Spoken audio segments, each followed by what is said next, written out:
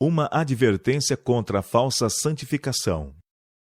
De um relato da Assembleia na Suécia, em meados de junho de 1865, publicado na Review and Herald, de 5 de outubro de 1886.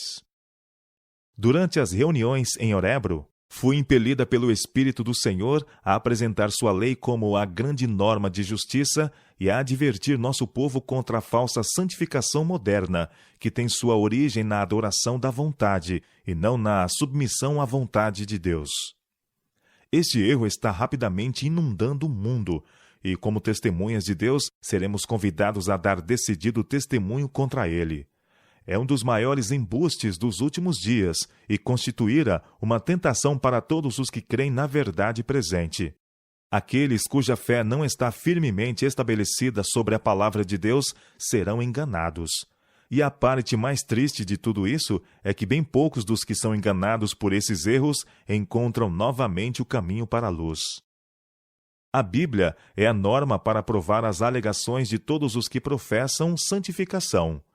Jesus orou que seus discípulos fossem santificados pela verdade, e ele diz: a tua palavra é a verdade. São João capítulo 17, verso 17. Ao passo que o salmista declara: a tua lei é a verdade.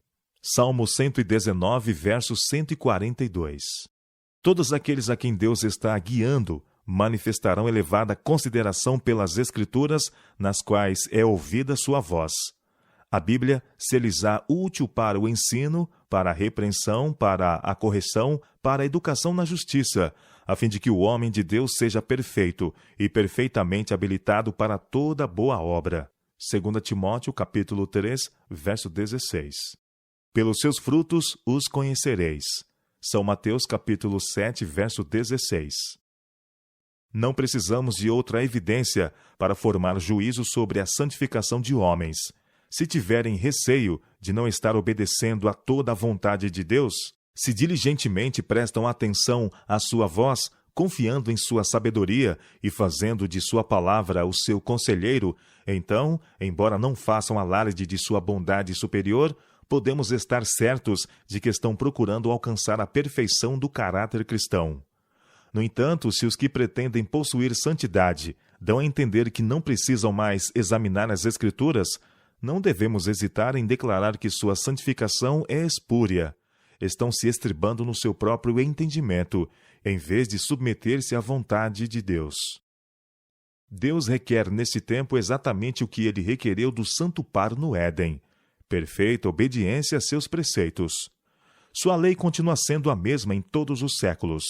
A grande norma de justiça apresentada no Velho Testamento não é rebaixada no Novo. A obra do Evangelho não é atenuar as reivindicações da santa lei de Deus, mas elevar os homens até poderem guardar os seus preceitos.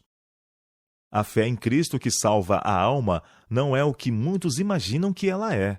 Crede, crede, é o seu brado.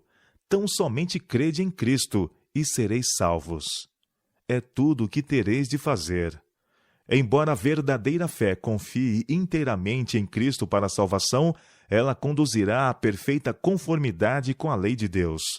A fé manifesta pelas obras, e o apóstolo João declara: aquele que diz, eu conheço, e não guarda os seus mandamentos, é mentiroso, e nele não está a verdade.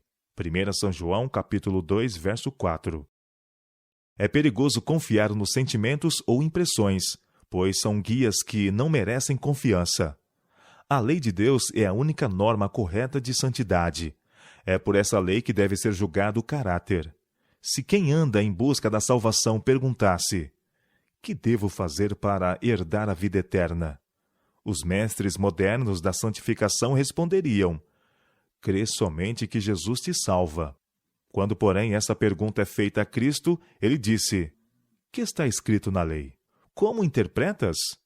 E quando o indagador respondeu: amarás o teu Senhor de todo o teu coração e amarás o teu próximo como a ti mesmo, Jesus declarou: respondeste corretamente, faze isto e viverás. São Lucas capítulo 10, versos 25 a 29. A verdadeira santificação será evidenciada por conscienciosa consideração a todos os mandamentos de Deus, por esmerado desenvolvimento de todos os talentos, por conversação circunspecta e revelando em todos os atos a mansidão de Cristo. Estiveram presentes a essa reunião várias pessoas que se apegavam à teoria popular da santificação, e quando foram apresentados os reclamos da lei de Deus e se mostrou o verdadeiro caráter desse erro, um homem ficou tão ofendido que se levantou abruptamente e saiu da sala de reuniões. Mais tarde, ouvi dizer que ele viera de Estocolmo para assistir à reunião. Em conversa com um de nossos ministros, afirmou ser sem pecado e disse que não tinha necessidade da Bíblia, pois o Senhor lhe comunicava diretamente o que devia fazer.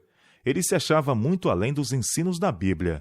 Que se pode esperar dos que seguem suas próprias imaginações em lugar da palavra de Deus, senão que sejam enganados? Eles rejeitam o único detector do erro. E o que impedirá que o grande enganador o leve cativo segundo sua vontade?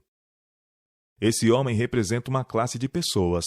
A santificação espúria conduz diretamente para longe da Bíblia.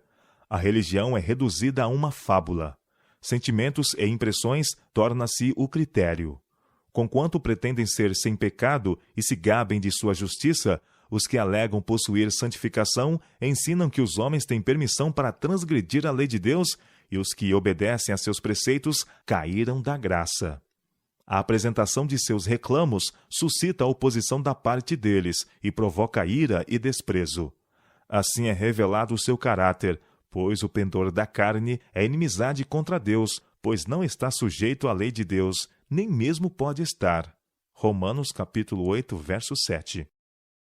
O verdadeiro seguidor de Cristo não fará jactanciosas pretensões de santidade. É pela lei de Deus que o pecador se convence de seu erro.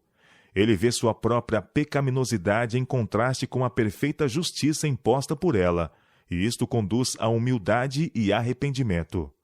É reconciliado com Deus por meio do sangue de Cristo, e continuando a andar com Ele, obterá mais clara compreensão da santidade do caráter de Deus e da natureza abarcante de seus requisitos. Verá mais claramente os seus próprios defeitos e sentirá necessidade de contínuo arrependimento e fé no sangue de Cristo. Aquele que tem contínuo senso da presença de Cristo não pode condescender com a confiança em si mesmo, nem com a justiça própria. Nenhum dos profetas ou apóstolos fez arrogantes proclamações de santidade. Quanto mais se aproximavam da perfeição de caráter, tanto menos se consideravam dignos e justos. Aqueles, porém, que possuem o menor senso da perfeição de Jesus, aqueles cujos olhos são menos voltados para ele, são os que têm as maiores pretensões de perfeição.